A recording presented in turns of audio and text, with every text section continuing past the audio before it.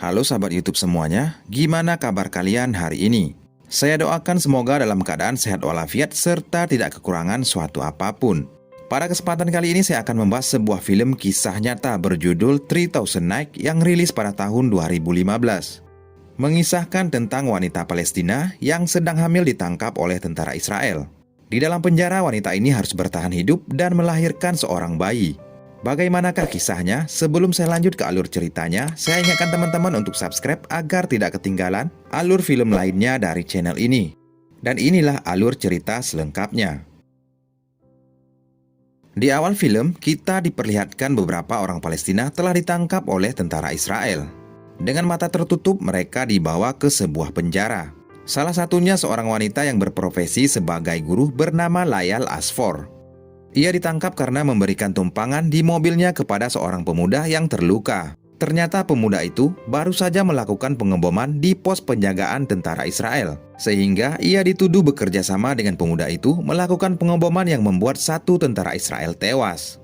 Padahal Layal sama sekali tidak mengenali pemuda itu. Setelah diinterogasi, Layal resmi ditahan di penjara itu. Ia ditempatkan satu sel dengan tahanan lainnya, di mana tahanan-tahanan itu merupakan warga Israel. Di dalam penjara, tahanan Palestina dan Israel sangat mudah kita bedakan. Tahanan Palestina menggunakan baju biru, sementara tahanan Israel menggunakan baju bebas. Beberapa hari kemudian, Layal baru diperbolehkan untuk bertemu dengan suaminya Farid. Farid berjanji akan mengeluarkan Layal dari penjara itu dengan satu syarat. Layal harus berbohong jika laki-laki yang menumpangi mobilnya mengancamnya dengan pisau. Hanya dengan cara itulah Layal bisa bebas dari hukuman.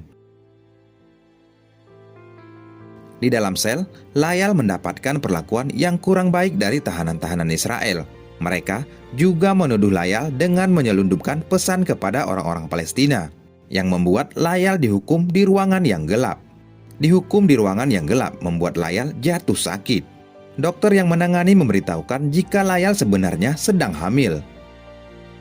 Kepala sipir yang mendengar hal itu meminta Layal untuk menggugurkan kandungannya karena tidak boleh memiliki anak di penjara. Atas saran dokter, Layal kemudian dipindahkan ke sel yang lain. Untungnya ia ditempatkan satu sel dengan tahanan-tahanan dari Palestina dan Libanon. Layal disambut dengan baik oleh mereka.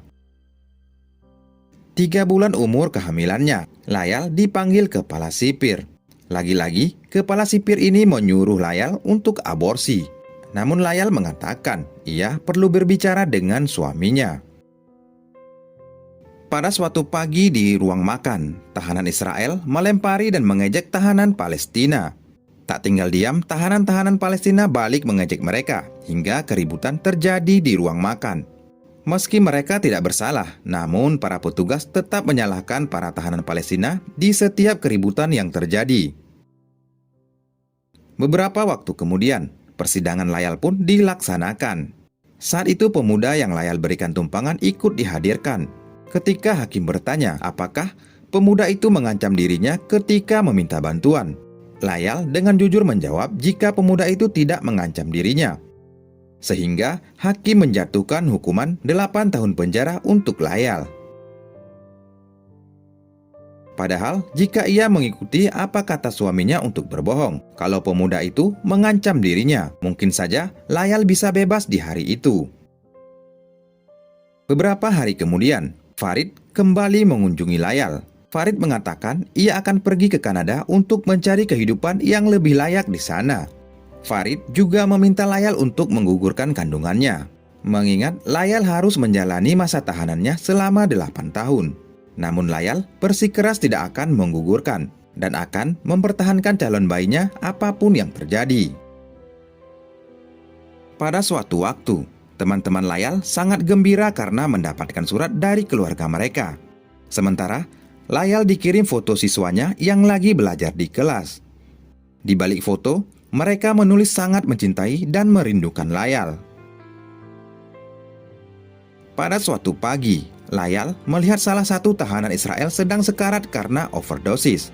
Awalnya ia tidak mau menolong, tetapi karena kasihan Layal kemudian membantu tahanan itu yang membuat nyawanya bisa tertolong. Padahal tahanan itu pernah menfitnah Layal yang membuatnya dihukum di ruang yang gelap.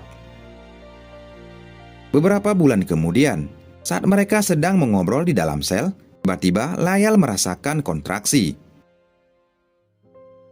Dengan tangan dan kaki diborgol, Layal akhirnya melahirkan bayi laki-laki yang mereka beri nama Nur. Nur terlahir dengan kondisi normal dan keadaannya sangat sehat. Kelahiran Nur disambut dengan penuh sukacita di dalam sel.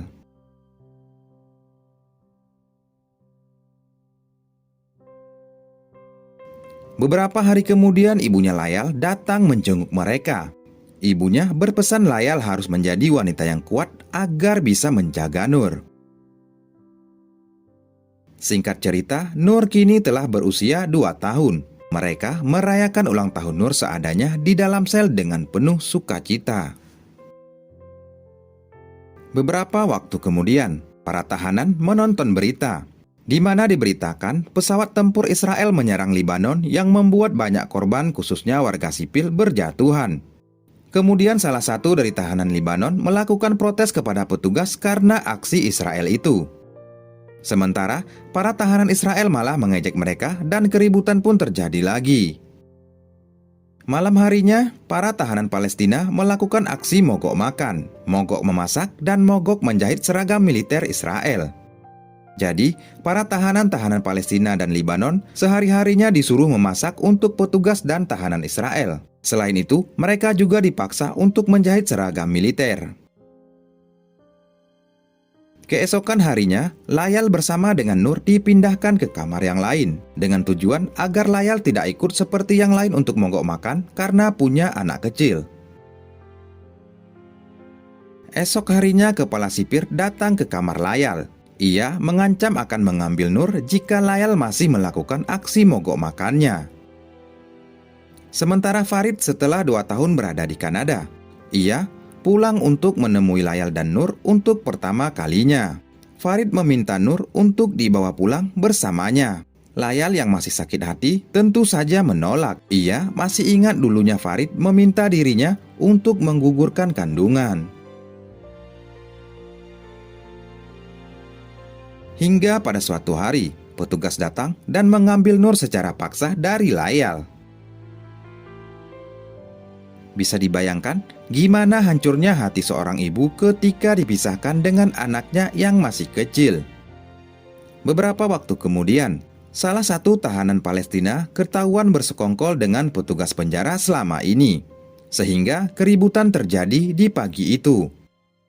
Tentara Israel yang sedang berjaga-jaga kemudian melepaskan tembakan yang membuat satu orang tahanan Palestina meninggal dunia. Tak tinggal diam, para tahanan ini melakukan protes dan mengunci pintu-pintu penjara dari dalam.